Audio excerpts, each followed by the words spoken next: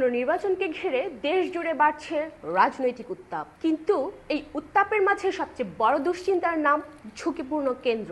নির্বাচন কমিশন এবং বিভিন্ন গোয়েন্দা সংস্থার সাম্প্রতিক রিপোর্ট উঠে এসেছে এক চাঞ্চল্যকর তথ্য।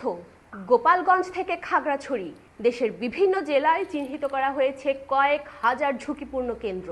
কেন এই কেন্দ্রগুলো নিয়ে প্রশাসনের ঘুম হারাম? কোন কোন জেলা রয়েছে তালিকার শীর্ষে? আজকের এই ইনডেপথ রিপোর্টে আমরা তুলে ধরব সেই নির্বাচনী নিরাপত্তার নিখুঁত চিত্র।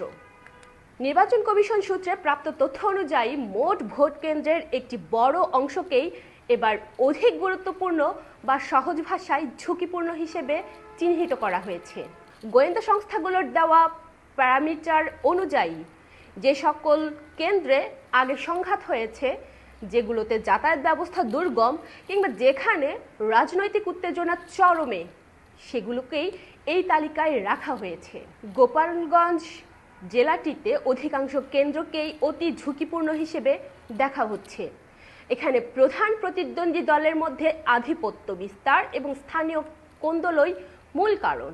খাগড়াছড়ি ও পার্বত্য অঞ্চল, পাহাড়ি এলাকায় ভৌগোলিক দুর্গমতা এবং আঞ্চলিক দলগুলোর সশস্ত্র তৎপরতার আশঙ্কায় এখানকার প্রায় 70% কেন্দ্রেই নিরাপত্তার চাদরে ঢাকা থাকবে।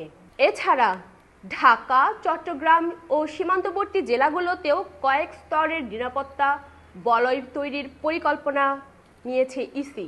নিরাপত্তা বিশ্লেষকদের মতে ঝুঁকিপূর্ণ কেন্দ্র মানেই সংঘাতের আগাম বার্তা।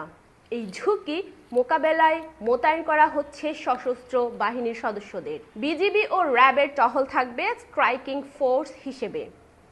এছাড়া প্রতিটি কেন্দ্রে জনসাধারণের পাশাপাশি আনসারের পাশাপাশি থাকবে বাড়তি অস্ত্রধারী পুলিশ সদস্য। আমাদের লক্ষ্য একটি অবাধ ও সুষ্ঠু নির্বাচন।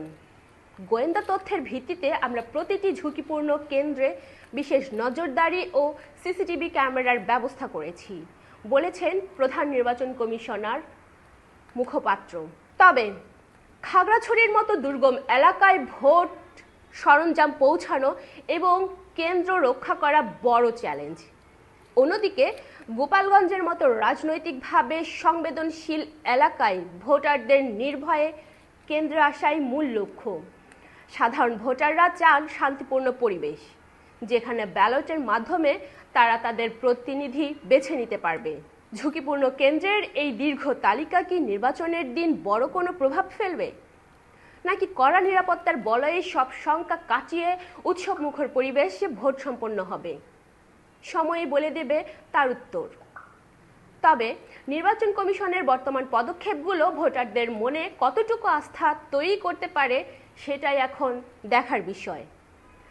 আপনার এলাকায় কি কোনো ঝুঁকিপূর্ণ কেন্দ্র রয়েছে?